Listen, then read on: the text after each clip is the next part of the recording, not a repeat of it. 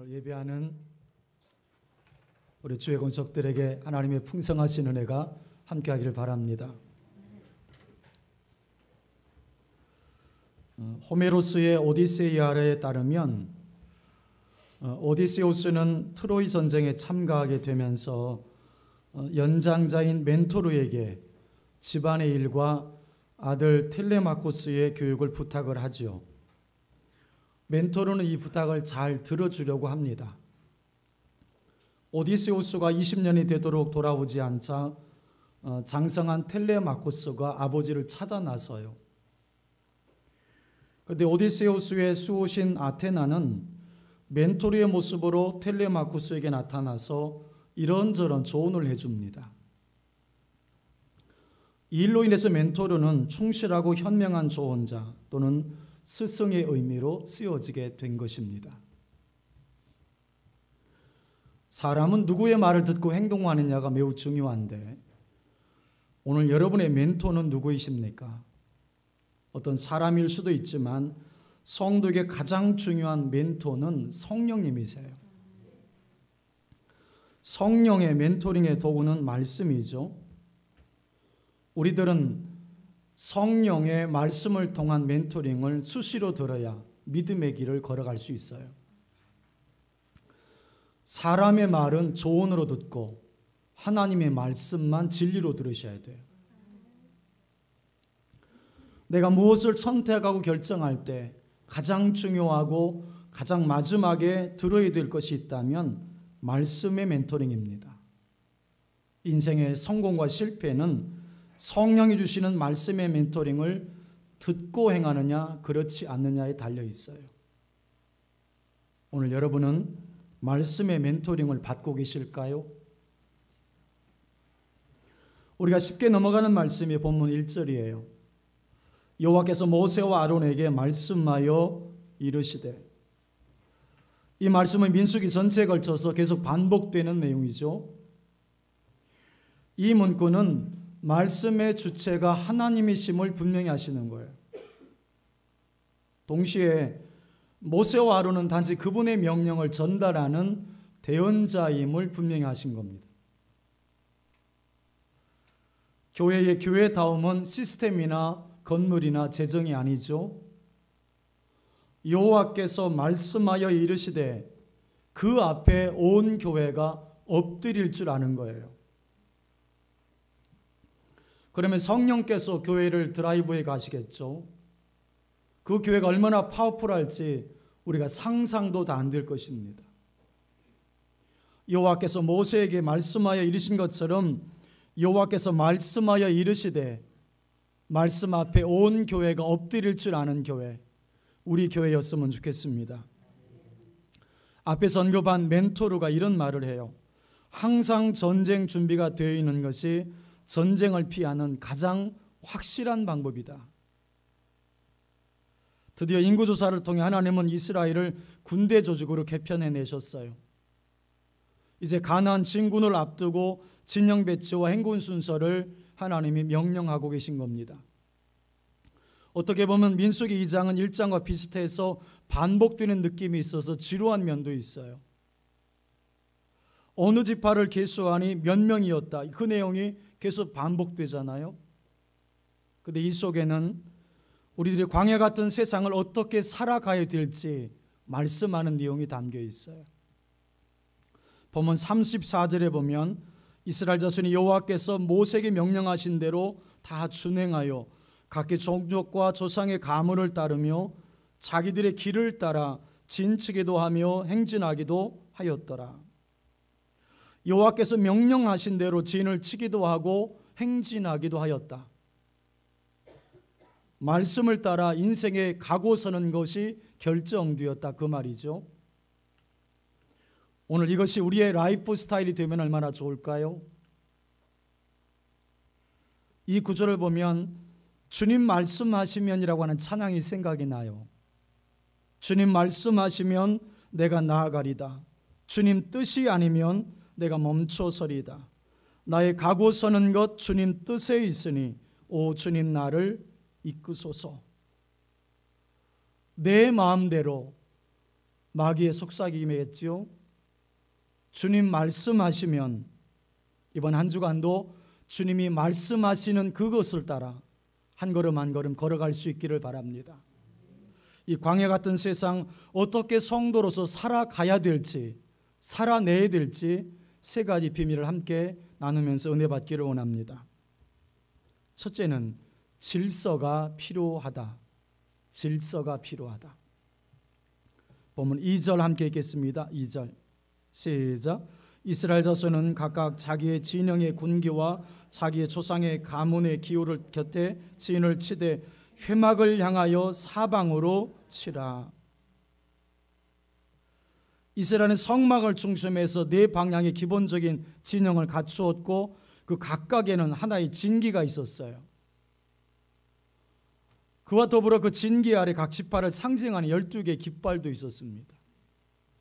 여기 나오는 진영의 군기라고 하는 것은 바로 기본적인 네 진영을 표시하는 것들, 그 유다 진영, 루벤 진영, 에브라임 진영, 단 진영의 깃발을 의미하는 것입니다. 학자들에 따르면 진영의 군기는 네 문양과 네 색깔로 구분했다고 봐요. 유다 진영은 바탕이 녹색으로 된 사자 문양의 깃발, 루벤 진영의 것은 붉은색 바탕의 사람 두 쌍의 문양을, 에브라임 진영의 것은 황색 바탕의 소 문양을, 그리고 단 진영의 것은 흰색과 붉은색이 조화된 바탕의 독수리 문양을 했던 것으로 보고 있어요. 또 조상의 가문의 기호는 기본 진영의 깃발과는 구별되는 12지파를 나타내는 지파별 깃발이에요. 그런데 우리가 지난 주일에 살펴본 것처럼 진을 칠 때에 항상 성막을 중심해서 치도록 하셨어요. 2절 후반절에 회막을 향하여 사방으로 치라는 말이 그 말이죠. 그 말씀을 문자적으로 보면 회막을 둘로 맞대고 설치하라는 말이에요. 즉 각 진영에서 회막을 충분히 바라볼 수 있도록 진영을 갖추라는 것이죠. 이스라엘은 행군을 하든지 행군을 잠시 멈추고 휴식하든지 항상 회막이 중심이 되도록 해라. 즉 하나님 중심의 삶을 강조받고 있는 거예요. 무엇을 하든지 늘 하나님을 인식하고 하나님을 바라보는 그 삶, 그것이 바로 하나님 백성의 삶임을 강조받고 있는 것이죠. 또 회막을 향하여 치라고 하는 말 속에는 하나님이 항상 회막 가운데 거하시겠다는 말씀도 들어있어요. 때문에 결국 진을 치되 회막을 향하여 치라고 하는 것은 나와 함께 같이 지내자 그 말이에요. 하나님이 우리 가운데 계십니다. 믿으십니까? 세상의 모든 조직들의 중심에는 그 조직을 움직이는 힘이 있어요. 그것이 사람일 수도 있고 어떤 이념일 수도 있죠. 그렇다면 과연 여러분의 중심에는 무엇이 있을까요? 세상의 사람의 모임처럼 탁월한 인물일까요? 아니면 훌륭한 이념일까요? 아니면 물질일까요? 여러분, 하나님의 백성인 우리의 중심에는 하나님이 계셔야 돼요. 아니, 이미 와 계신 것이죠. 우리의 중심에 하나님이 와 계신 것만큼 큰 복이 없어요. 하나님께서 이스라엘 백성들에게 가나안을 향해서 잘 전진해 갈 수 있도록 기동력을 갖추기 위해서 대오를 정비하고 그리고 진영 배치를 하나님이 지시하셨어요. 그때 하나님은 이스라엘의 중심에 회막이 있도록 하라고 명령하시죠. 그리고 그곳에 하나님이 임재하셨어요. 이렇게 하나님은 당신의 백성 가운데 거하시기를 기뻐하십니다. 그러면 우리 가운데 계신 하나님은 어떤 분이실까요? 첫째는 하나님은 우리 가운데 계셔서 우리를 다스리시고 인도하신다. 하나님께서 우리를 당신의 백성으로 삼으시고 우리를 다스리고 계십니다. 이 하나님의 다스리심에 우리가 순종할 때 참된 복락을 누리게 되는 거예요. 본문에서 성막을 중심해서 이스라엘의 진영을 배치시킨 것은 우리의 중심에 계시면서 다스리고 계신 하나님을 늘 확인할 수 있도록 하신 조치였던 거죠. 여러분의 삶의 중심에는 과연 하나님이 계실까요? 오늘 여러분의 삶은 과연 그분의 다스리심을 받는, 그분의 다스림에 순종하는 삶을 살고 있을까요? 오늘 우리의 삶의 구석구석에 주님의 인자하심과 그분의 자상하심이 배어있지 않은 곳이 있을까요? 이스라엘을 부르셔서 출애굽하게 하셨고 광야 기간 동안 지키시고 보호하셔서 결국은 가나안 땅에 들어가게 하신 하나님, 그 하나님께서 우리를 그리스도 안에서 부르시고 구원하셔서 우리를 끝까지 인도하십니다. 천국 본향까지 말이죠. 둘째는 하나님은 영원히 우리와 함께 계신다. 계시록 21장 3절에 보면 보라 하나님의 장막이 사람들과 함께 있음에 하나님이 그들과 함께 계시리니, 마지막 날에 하나님께서 그리스도를 통해서 당신의 백성을 부르시고 구원하실 것입니다. 마태 1장 23절에 보면 보라 처녀가 잉태하여 아들을 낳을 것이요 그의 이름을 임마누엘이라 하리라. 결국 예수님께서 이 땅에 오셔서 우리를 구원하신 것은 하나님이 함께 계시는 사건이었던 거예요. 여러분, 우리는 영원토록 하나님이 함께 하시는 하나님의 백성이에요. 한 번 오신 하나님은 결코 우리를 떠나지 않으시고 당신의 구원 목적을 완성하십니다. 그러므로 우리는 세상이 흔들리고 사람은 변해도 여러분 낙심하거나 흔들리지 말고 끝까지 주님 손 붙잡고 걸어가셔야 합니다. 광야 같은 세상을 살아가면서 늘 잊지 마십시오. 하나님이 우리와 함께 계십니다. 또 하나 여기서 우리는 하나님을 섬김에 있어서 질서가 중요함을 배워요. 질서의 중요함. 이스라엘 백성들이 장막을 치거나 행군할 때 마음대로 하는 것이 아니라 하나님이 질서를 정해 주셨어요. 만약 하나님께서 질서를 명하지 않으셨다면 이 지파끼리 분쟁이 끊이지 않았을 거예요. 루벤 지파는 당연히 내가 장자이니까 내가 앞장서야지라고 말했을 것 같아요. 유다 지파는 무슨 소리냐, 단연 수적으로 우세한 우리 지파가 앞장서야 된다고 말했을 것 같아요. 이스라엘은 동쪽을 좋아하는 민족인데 서로 성막 동편의 장막을 치겠다고 서로 분쟁했을 가능성도 있어요.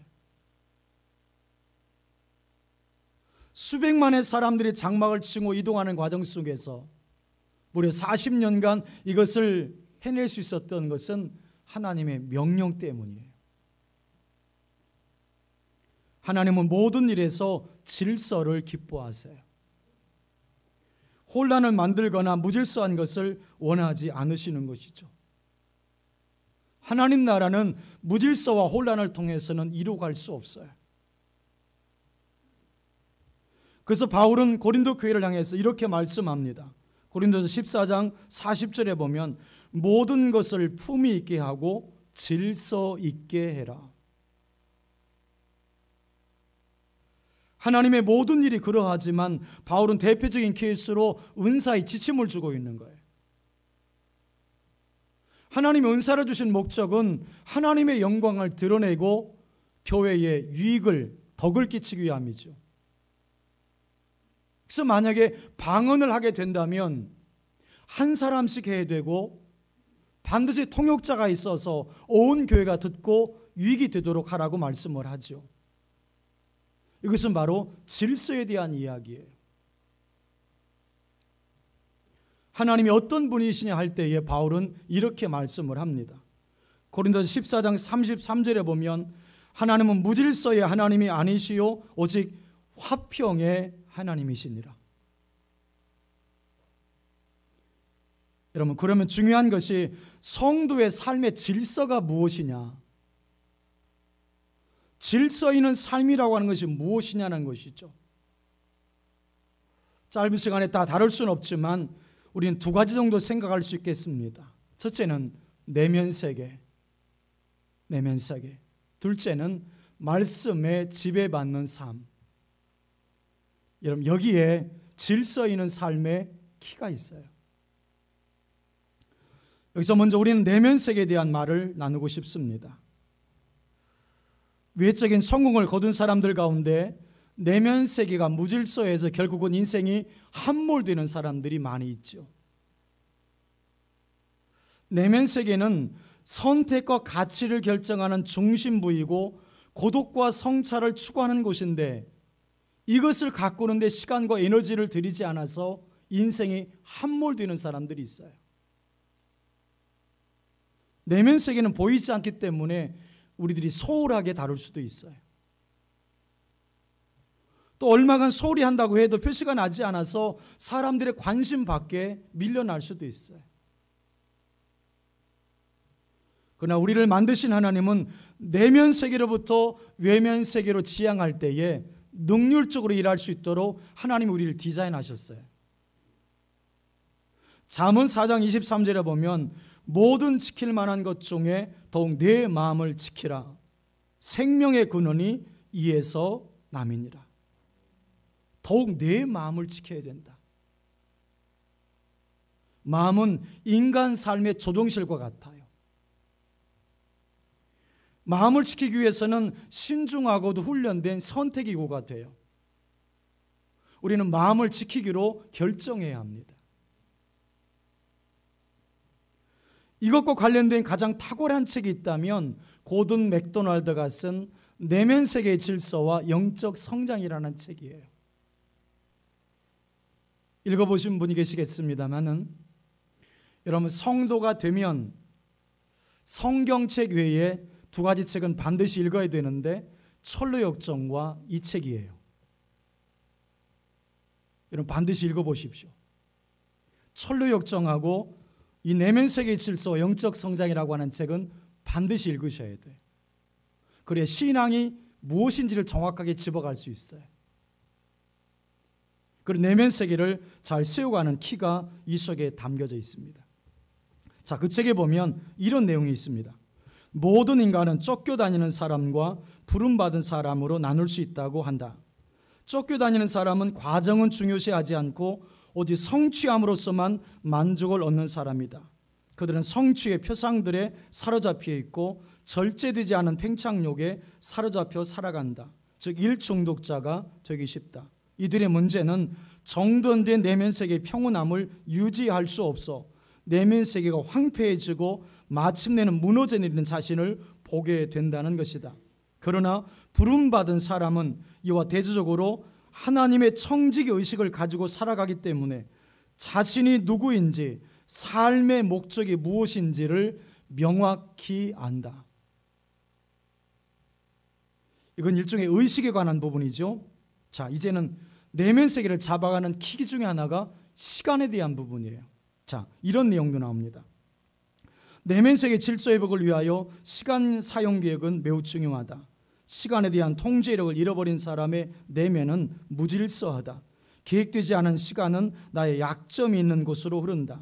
사람에 의해 지배를 당한다. 중요하지도 않은 급한 일들에 소모하게 된다. 그러므로 시간의 올바른 사용법을 알고 계획하라. 자신이 최대한의 효과를 낼 수 있는 생활의 리듬을 알아야 한다.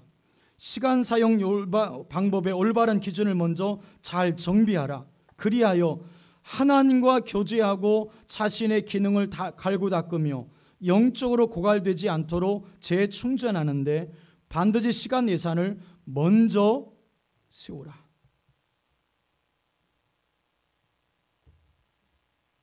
여기서 또 하나 살펴볼 수 있는 것은 성도의 질서 있는 삶이 무엇이냐 할 때 그것은 말씀에 지배받는 삶이에요. 말씀에 지배받는 삶. 말씀은 우리를 온전한 삶으로 빈틈없이 안내해 줍니다. 미국 캘리포니아주에서 네바다주로 가려면 데스밸리라고 하는 것을 통과하게 돼 있어요. 죽음의 계곡이라는 뜻이죠. 경제적으로 가치 있는 곳으로 주목받아서 1849년 골드러시 때에는 격전지가 되었던 곳이에요.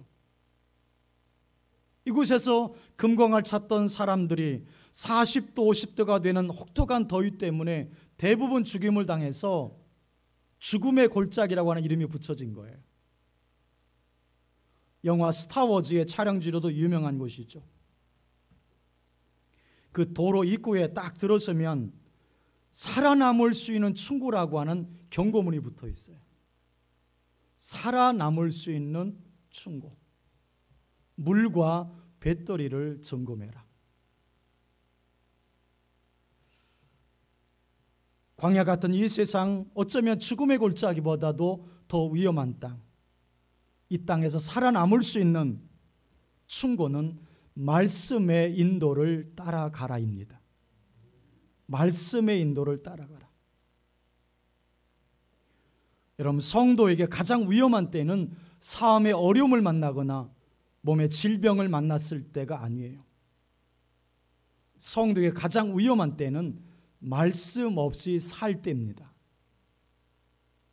사랑하는 여러분, 우리는 지금 아무도 가보지 못한 인생의 길을 가고 있는 거예요. 우리가 걷는 모든 길은 초행길인 셈이에요.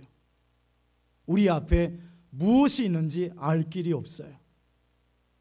그렇지만 다만 말씀을 따라가면 길을 잃지 않고 천국까지 갈 수 있습니다. 두 번째는 하나님 중심으로 하나 되라입니다.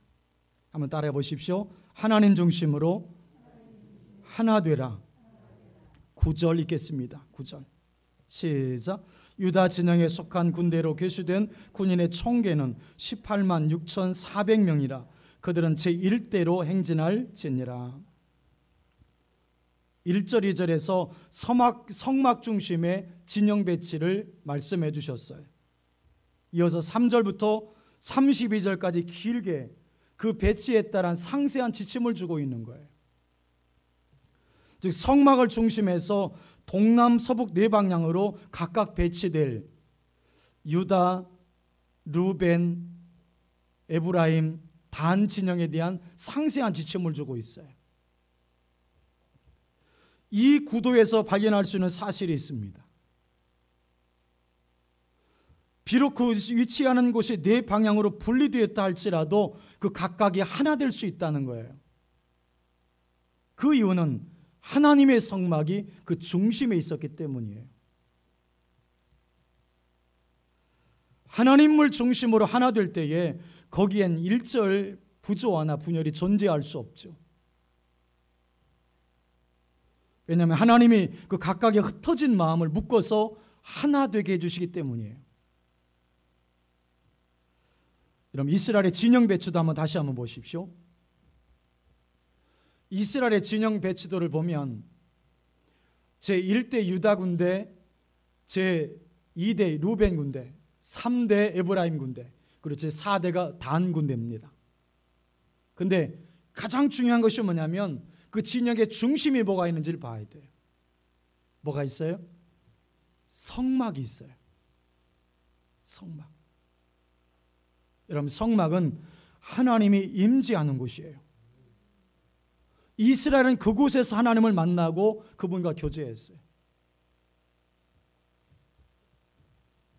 그 회막이 모든 백성의 진 중앙에 있도록 했죠. 백성들이 진을 칠 때에 그들의 장막문이 성막을 향하도록 친 거예요. 그래서 아침에 일어나서 그들이 장막문을 딱 열고 나왔을 때 제일 먼저 보이는 것이 바로 성막에서 있는 제물의 연기예요. 그걸 통해서 이스라엘 백성들은 하나님이 함께 계신다는 사실을 인식한 거예요. 얼마나 위로가 되었을까요? 사실보다 교훈이 더 중요할 때가 있죠. 진영 배치, 행군 진영 배치의 영적인 교훈, 한번 자막을 보시면서 따라와 보십시오. 행군 진영 배치의 영적인 메시지가 뭘까요? 10가지 정도로 정리해 보았어요. 첫째, 성막을 중심으로 배치함. 하나님이 이스라엘 삶 전체를 주장하심. 두 번째, 유다지파의 행군 대일의 제1선의 섬, 유다지파의 후손이신 그리스도께서 온 인류를 천국까지 인도하심. 셋째, 유다지파가 해돋는 동편의 진을 침, 그리스도가 온 인류의 빛이 되심. 네 번째, 각 지파를 대표하는 깃발이 사방에 세워짐, 장차 모든 피조물이 구원을 받을 것임. 다섯 번째, 각 지파의 모든 구성원은 진영 군기에 속해야 함, 모든 성도들이 하나님의 권위에 절대 순종해야 함.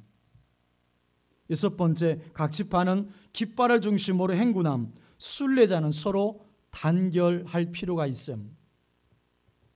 일곱 번째, 레위는 중앙에서 행군함, 성도들의 삶 전체가 신앙에 의해서 좌우가 되어야 함.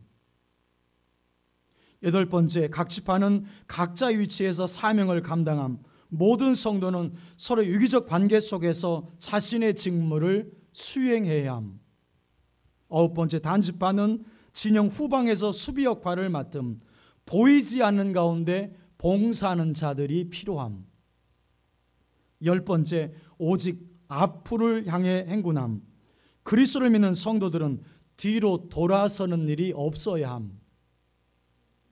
이 10가지의 중요한 메시지가 행군 진영 배치에 들어있었던 거예요.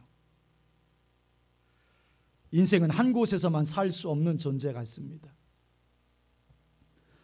저희들도 계산해 보니까 저 같은 경우에도 한 14번, 15번 이상한 것 같아요. 우리는 늘 이동하면서 살아가고 있는 거죠. 특별히 이스라엘은 애굽에서 나와서 가나안으로 가는 길이었기 때문에 더욱 이동이 많았죠. 그래서 전쟁할 때나 먼 행로를 행진할 때 가장 중요한 요소 중에 하나는 그 진영을 어떻게 치느냐예요. 그 진영을 어떻게 치느냐. 여러분, 그렇다면 매일 악의 세력과 싸우면서 하늘 가나안을 향해서 전진해 가는 우리들은 어떻게 진영을 구축해야 될까요? 세 가지 기억해 보십시오. 첫째는 독립적이어야 합니다. 독립적이어야 합니다. 본문에 보면 하나님께서 각각 자기 진을 치라고 명하고 계세요. 오늘 우리도 변해가는 세상 속에서 자기 자신을 하나님 앞에서 올바로 세워가는 일에 힘을 써야 돼요. 혼합주의, 세속주의, 물질주의, 이기주의, 이런 거대한 탕류 앞으로부터 스스로를 보호할 수 있는 독립적인 진영을 구축할 수 있어야 돼요. 문제가 생기면 스스로 기도할 줄 알고, 스스로 예배할 줄도 알고, 스스로 말씀을 읽고 묵상할 수 있어야 돼요. 우리는 하나님 앞에서 단독자로서의 신앙을 구축할 수 있어야 돼요. 두 번째는 상호 협력적이어야 합니다. 상호 협력해야 돼요. 본문에 보면 가문의 기호 곁에 진을 치라고 했어요. 이것은 이스라엘 백성들이 상호 간의 협력이 필요함을 강조하신 거예요. 이러한 요구는 오늘 우리도 마찬가지입니다. 우리 교회나 여러분이 속한 각 기관 속에서 우린 그리스도 안에서 하나로 뭉쳐야 돼요. 당회나 안수집사회, 권사회, 각 전도회는 그리스도 안에서 하나로 뭉칠 수 있어야 돼요. 내가 조금 더 손해보고 내가 조금 더 양보하면 하나 될 수 있습니다. 잘 생각해 보십시오. 이스라엘의 전쟁 요원으로 개수된 사람이 60만 3,550명이에요. 여러분, 숫자는 많지만 이들이 함께 연합되지 않았다면 결코 가는 땅을 차지할 수가 없었을 거예요. 나중에 나오는 것이지만 여호수아의 지휘 아래 온 지파가 하나로 뭉쳤기 때문에 그 강력한 가나안 족속을 물리치고 그 땅을 차지할 수 있었어요. 하나님은 성도들이 화해하며 서로 사랑하며 지내는 것을 아름답게 보시고 축복해 주시는 거예요. 셋째는 하나님 중심이어야 한다. 오늘 본문에 보면 회막을 향하여 사방으로 치라고 하였어요. 이것은 하나님을 중심으로 할 것을 말씀하는 거죠. 우리가 어떤 곳에 진을 치든지 반드시 하나님이 중심이어야 되는 거죠. 하나님을 그 중심에 모시는 삶보다 더 행복하고 안정된 상태는 없어요. 생각해 보십시오. 우리의 신앙이 언제 흔들리는지 보세요. 우리의 신앙이 언제 흔들릴까요? 하나님 중심이 아니라 나 중심일 때, 자식 중심일 때, 물질 중심일 때 흔들리는 거예요. 그리고 하나님의 백성된 우리들은 어떠한 상황에 처하든지 하나님 중심으로 진영을 구축해야 할 줄로 믿습니다. 이 세상 살아갈 때에 나의 뜻보다 하나님의 뜻을 항상 염두에 둘 수 있어야 돼요. 그러면 광야 같은 세상에서도 확실히 승리할 줄로 믿습니다. 예수께서 대장 되시는 진영은 축복이 넘쳐날 거예요. 우리 모두가 광야 같은 이 세상에서 함께 승리하는 길, 하나님 중심으로 하나 되라. 여러분, 그럴 때 우리는 가나안 본향까지 승리하며 갈 수 있다고 믿습니다. 마지막 세 번째는 깃발이 있어야 합니다. 한번 따라해 보십시오. 깃발이 있어야 한다. 보면 34절 읽겠습니다. 34절 시작. 이스라엘 자손이 여호와께서 모세에게 명령하신 대로 다 준행하여 각기 종족과 조상의 가문을 따라 자기들의 길을 따라 진을 치기도 하며 행진하기도 하였더라. 여러분, 여기서 이스라엘의 행군도를 한번 보십시오. 진영 배치와는 조금 다르게 행군도는 좀 달라요. 행군의 방향을 한번 먼저 보십시오. 맨 밑에 속에 행군의 방향이 이쪽이죠. 지금 가나안 땅을 향해서 가고 있는 거예요. 그럼 가나안의 행군 방향은 북쪽이겠죠, 그죠? 지금 애굽에서 출애굽에서 나왔으니까 지금 북쪽을 향해서 가고 있는 거죠, 그죠? 자, 최선두에 뭐가 있는지 보세요. 뭐가 있어요? 법궤가 있습니다. 맨 앞에 법궤가 있어요. 하나님의 임재를 상징하는 법궤가 맨 앞에 있어요. 그 다음에 제1진 유다 진영이 제1진에 지금 포진하고 있죠. 가장 적과 맞닥뜨리기 쉬운 진영이에요. 그리고 최고 싸움이 잘하는 이 진영이 제 앞선에 지금 서 있습니다. 유다 진영 그 다음에 바로 그 다음에 게르손과 무라리 자손이 운반한 성막이 비치되어 있어요. 포진되어 있어요. 성막. 하나님께서 그 성막의 중요성을 다시 한번 강조하시는 거예요. 그 다음에 성막 다음에 루벤 진영이 딱 포진이 되어 있습니다. 루벤 진영 다음으로는 고앗 자손이 운반한 성물들이 포진하고 있는 거예요. 성물들. 그 다음에 에브라임 진영 맨 후진에는 단 진영이 포진하고 있는 것입니다. 적이 어디서 나올지는 아무도 예측할 수 없기 때문에 유다, 루벤, 에브라임, 단 싸움깨나 하는 지파들이 각각의 다 진영마다 포진되어 있는 거예요.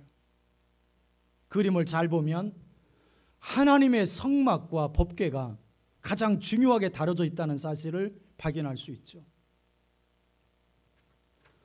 여기 32절에 보면 자기들의 길을 따라라는 말이 있어요. 길을 따라. 깃발이를 말하는 것이죠. 이런 군대에도 사단별로 깃발이 있잖아요. 이스라엘 지파도 지파별로 깃발이 있었던 거예요. 자막을 보시면 루벤 깃발은 사람의 얼굴, 시몬은 문, 유다는 사자, 이사갈은 나귀, 스불론은 배, 에브라임은 소, 므낫세는 야자나무, 베냐민은 이리, 단은 독수리, 아셀은 곡식단, 갓은 천막, 납달리는 산양. 어디서 나왔을까요? 깃발이 창세기 49장의 야곱의 축복에서 나온 것들이에요. 그것을 상징화시켜서 지금 깃발을 만든 거예요. 이것으로 서로 구별했던 거예요. 이스라엘은 진영을 치든 아니면 전진하든 깃발을 보고 했던 거예요. 광야에서는 깃발이 없으면 살 수 없었던 것이죠. 어떤 상황을 만난다 할지라도 깃발을 바라보면 문제가 없었던 거예요. 상상해 보세요. 유다 지파만 장정만 74,600명이에요. 딸린 식구를 계산해 보면 25만 명쯤 돼요. 이들이 전진하고 진영을 갖추려고 했다면 얼마나 복잡했을까요? 가능했던 것은 깃발을 보았기 때문에 가능했던 거예요. 여러분, 깃발의 영적인 의미가 무엇일까요? 깃발은 예수 그리스도를 상징합니다. 예수님을 바라보라. 히브리서 12장 2절에 보면 믿음의 주요 또 온전하게 하신 이인 예수를 바라보자. Fix our eyes. 예수님께 우리의 시선을 픽스하는 거예요. 고정시키는 거예요. 오늘 깃발은 예수님을 예표하는 것입니다. 예수님만 바라봐야 돼요. 사단은 끊임없이 우리의 시선을 예수님에게서 멀어지게 하려고 하죠. 예배에서 멀어지게 하려고 해요. 기도의 자리에서 멀어지게 하려고 해요. 끊임없이 우리의 시선을 세상에 머물도록 만들죠. 이런 믿음의 다른 말은 바라봄이에요. 바라봄. 우리가 얼마나 부족한지요? 참 연약하게 짝이 없는 게 우리들이잖아요. 말씀을 알지만 실천이 안 되고, 사랑해야 되지만 사랑이 안 되고, 충성해야 되지만 헌신이 안 돼요. 여러분, 그럼에도 불구하고 우린 계속해서 예수 그리스도를 바라봐야 돼요. 여러분, 십자가에서 눈을 떼지 않아야 돼요. 그분의 은혜와 사랑을 계속 바라봐야 돼요. 승리하는 자에게 주시는 그 상급을 끊임없이 바라봐야 돼요. 우리가 바라보는 대상에 따라 우리 삶이 달라지는 거예요. 나를 바라보면 나 같은 인간이 되고, 환경을 바라보면 환경 같은 인간이 되는 거예요. 그러나 하나님을 바라보면 하나님의 형상 같은 사람이 되는 거예요. 여러분, 사람은 무엇을 바라봄에 따라 그 마음이 점령당하는 거예요. 이게 매우 중요한 것입니다. 여러분, 코로나 시대 왜 우리가 실패할까요? 왜 문제 앞에서 우리가 넘어집니까? 코로나를 묵상하기 때문이에요. 문제를 묵상하기 때문이에요. 코로나를 묵상하니 염려와 걱정이 쫙 스며드는 거예요. 여러분, 코로나 시대에 승리하는 길 다른 데 있지 않습니다. 여러분, 오늘부터 갈보리 십자가를 늘 바라볼 수 있기를 바랍니다. 환경을 바라보면 절대로 환경에서 벗어날 수 없어요. 나를 바라보면 나를 벗어날 수 없고, 환경을 바라보면 환경에서 벗어날 수 없어요. 그러나 예수님을 바라보는 사람, 그 주님의 십자가를 바라보는 사람, 그에게는 자유와 기쁨과 은혜를 얻게 될 것입니다. 사랑하는 여러분, 오늘부터 고개를 들어서 하나님만 바라보고 그분께 감사하고 찬양하는 그 삶을 꼭 살아내실 수 있기를 주님의 이름으로 축복합니다.